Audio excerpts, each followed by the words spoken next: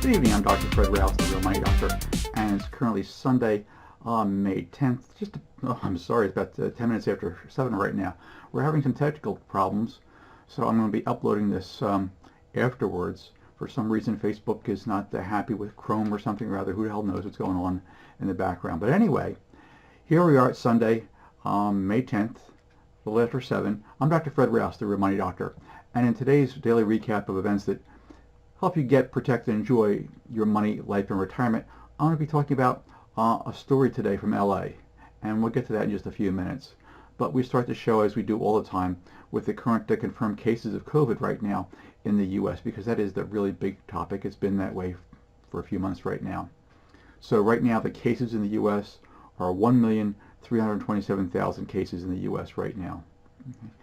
That means roughly 79,000 deaths in just the last 10 weeks. Death rate right now is still sitting at basically 6.2%, 6.02, I'm sorry, which is not particularly happy. It started out with only just basically less than 2%, but now it's up to 6.02%. Another 212,000 people have recovered. That hasn't really changed much from yesterday. That's basically 16% of the cases so far have actually recovered. New York State leads the way. They remain in the top spot with 335,000 cases right now, and currently 26,000 deaths, a little over 26,000 deaths. New York City itself has 184,000 cases. Now, New Jersey still has the second highest number of cases, and it's currently sitting at 138,000 and 9,256 deaths actually. Now, the death rate in both New Jersey and New York has been slowing down a lot. Okay, the rate has been slowing down a lot. The actual numbers are still on the high side of things, and that's not going to change. But the rate is slowing down, which is some glimmer of hope of some good news. And again, each case is a person. Okay, each one of those big numbers, and they are big numbers. It's a real person. It's a real personal tragedy, and it takes a toll on not only the individuals that have passed, their immediate families and the communities, but it also includes the people that treated them along the way. And I just want to touch base and make certain that we mention at least one of them right now today. Okay, David Edwards. Okay, he's a relatively young guy. He lived in New York City. He died on March 23rd. Edwards knew that he had to be out in front, he had to be on the court, and if you knew him at all, okay, you knew you got to be ready for this guy because he was hot in the court.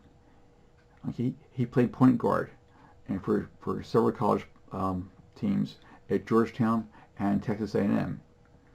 He was known as a crafty passer. He's prolific at putting his teammates in a position to score. He set assist records at both schools, and when COVID put him in the intensive care unit, the tributes just started appearing all over social media from his former teammates and people who remember his game-breaking skills and wished him well. Texas A&M announced his death, and they said David was an outstanding player who could do some incredible things with a basketball. That was Colin Killen. He was the school's former basketball communications director. But what I remember the most is how he could light up a room with a smile and personality. Edwards grew up playing at Rucker Park in Harlem. Okay, just a local little community park. Okay.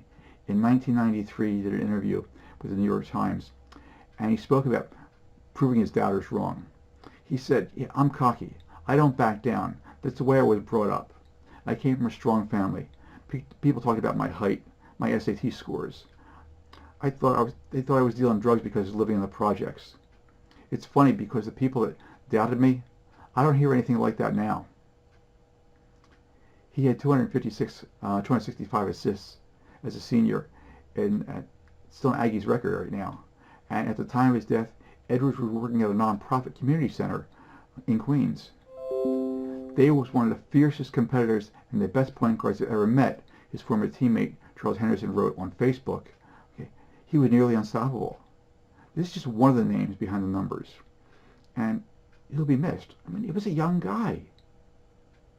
Wasn't supposed to happen. A young guy. But he got COVID. And in record time, he passed on. Okay, he affected a lot of lives. So what that means is each for every one of us, that as one person passes on, it leaves a hole that the rest of us sometimes just can't fill at all. And I don't want to ever forget about, these are real people. There's a lot of big numbers going out there. Okay, they've been bandied about, and we'll talk about them in a little while. And people take these things for granted. These are real people.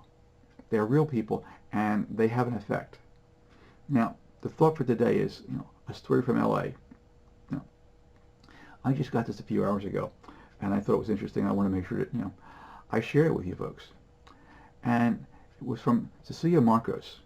Okay, she's a registered nurse working her shift as a charge nurse for a floor at Hollywood Presbyterian Medical Center. A man with COVID-19 had stopped breathing. Marcus' face was covered only with a thin surgical mask. Obtaining a more protective N95 mask before entering the room would have wasted too much time.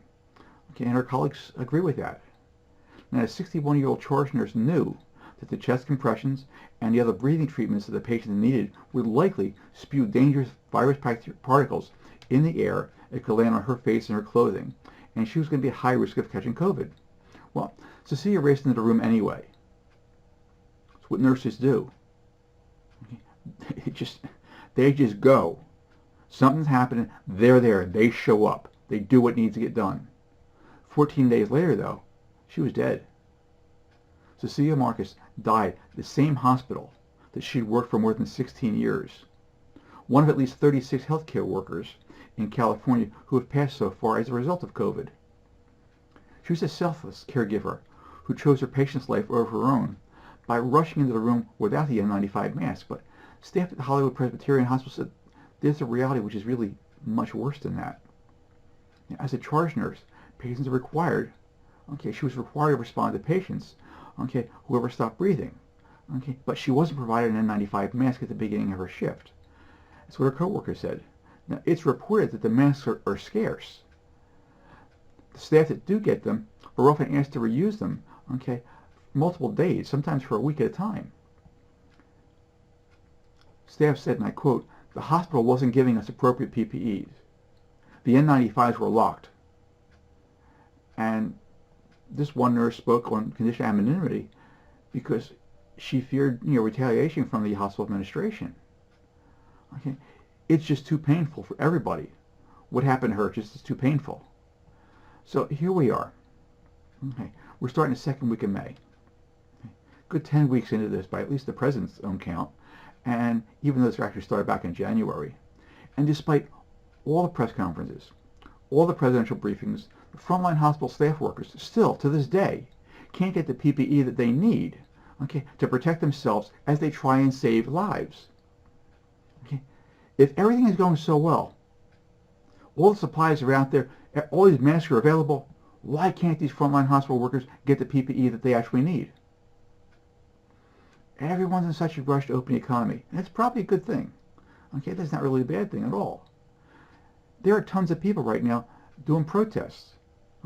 They're complaining about, their constitutional rights as they brandish rifles, assault rifles, and sidearms, as they intimidate everyone else around them in the area, infringing on their rights. Now, people are spreading tons of misinformation about how wearing masks can kill you by decreasing your oxygenation and increasing your CO2 levels to the point of making you actually go unconscious. Now, I spent 15 years as a registered respiratory therapist. I've worked in ICUs, CCUs, pediatric ICUs, a level 1 neonatal ICU, and a level 1 trauma unit in an inner city hospital, actually an inner city medical center. So it was a high gear place. Now, it's difficult for me to believe the level of absolute stupidity that I see in these posts, and then the crowd of people accepting this garbage as fact and then cheering them on. It's scary. There is a very vocal group right now of people on cable TV and on social media, and they've got a resounding sentiment, and one that was just posted on Facebook less than 2 hours ago. And I quote, "There are 8 billion humans. We can lose a few." Now, I have one very, very basic question for these folks. Are you and your family volunteering? It's that simple. Are you and your family volunteering to be one of the ones that are lost? Now, it's amazing how easy it is to cheer and jeer from the stands. Okay? The people doing the protest, though, the people in the talking heads on cable TV, and the crazies doing the ridiculous posts on Facebook, they have never worked one-on-one with a patient for hours or days. Okay? It is now, had always been, the players on the field that actually have the skin in the game. When you're working in an ER or an ICU and you have a patient die, okay, you've been working with for several hours, it's pretty bad. Now, this is not a TV show. This is not a reality show. This is not TV hospital. Okay, this is the frontline hospital workers that are putting their lives at risk to try and save you and yours. And they end up with several patients dying in a shift, and it leaves a mark on them. And that mark never goes away. Now, it's the same thing for people doing the protests. Okay, and the talking heads and cable TVs and the crazies doing all those ridiculous posts. Okay, when their mother, their father, their sister, their brother, their significant other ends up in the hospital, their child ends up in the hospital, these are the first people to complain, why didn't you do more to save them? Now, it's absolutely amazing. Okay, these people run off constantly. They're willing to put you at risk. You don't want to wear a mask? No problem. I don't care if you don't wear a mask or not. But if you're within 10 feet of me, okay, you better have a mask on or don't get that close. It's that simple. Now, if I'm near somebody, I'm going to wear a mask. I'm here in a studio right now. I'm not going to wear a mask. There's no one else here. The mask is there to protect them from you. That's the only reason for the mask right now. If you've got an N95 mask, there is a good chance that it's going to protect you from them. However, most people don't have N95 masks. And I go to the stores and I see people and they got varying degrees of masks, and some of them don't even have them covering their nose, so why bother wear the mask? So, you wear a mask as a social contract to protect someone else's rights. And again, my rights go all the way up to the point where your rights start. Your rights stop all the way up to the point where mine start. If you don't want to wear a mask, that's okay. You think the earth is flat, that's okay too. Okay? As long as you're not flying my plane and you're not piloting the cruise ship that I'm on, that's okay. But if you're piloting a plane, okay, or you're the captain of a cruise ship, you better believe the earth is round.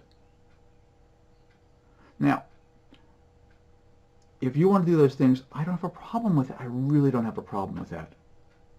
Everybody's got their own rights, their own beliefs. Go right ahead, have them. But when your rights and your beliefs start to interfere with what I can do, my rights and my beliefs, then we have a problem. Inside of my house, I can say and do anything I want to say and do. My wife and my children can do whatever they want to say and do. As soon as they go out in public now, they're interfering with somebody else's rights, possibly. I did a post on Facebook the other day. It was a repost, actually. Some restaurant in Washington State, I think, on a pier. They had little greenhouses set up for basically 2 people. And you could have your meal inside of this greenhouse, and you wouldn't be affected by anybody else, and you wouldn't be affecting anyone else either. I was surprised how ugly people got because of that post. Everybody's taking away their rights. They're not going to wear a mask. I don't care if you wear a mask or not. I really don't. But if you're within 10 feet of me, you better have one on. And if you don't bother to get that close to me. It's that simple. Now, my only goal here is to help you get, protect, and enjoy your money, your life, and your retirement. Now, how does all this have anything to do with any of that stuff? It's really, really simple. When you've got crazies out there, that's okay. However, those crazies are going to start interfering with your rights, your ability to live, actually, to maintain your own health. They're interfering with that by not wearing a mask if they get that close to you. So yeah, this makes a big difference. So again, Be on the lookout for crazies. Keep them at a distance. There is no treatment at this point in time. There definitely is no vaccine. So you've got to look out for you. The social distancing is the only thing that's making any dent in anything at all. If you want to ask me, ask the governors of New York and New Jersey. Find out the other countries that have shut this thing down because they shut it down immediately and are now open again with a strange new norm. The strange new norm is that you wear masks outside. Whenever you're in contact with somebody else within 6-8 feet of them, you wear a mask. It's that simple. So, I want to wrap it up for tonight because I have to post this in a different way. Okay, again, I'm Dr. Fred Rouse, the Real Money Doctor, and my only goal is to help you get, protect, and enjoy your money, your life, and your retirement. My apologies for the technical problems tonight that pushed us over the edge. I'll see if we can't get them fixed, and we're going to see if we can't go live again tomorrow. There's some technical issues that need to be addressed, but I'll take a peek at that. Other than that, I will be posting this video on YouTube shortly, and again, I'll be posted tomorrow after I clean it up. All right. Thank you for spending some time with me. I look forward to spending some time with you tomorrow around 7 o'clock. Thank you.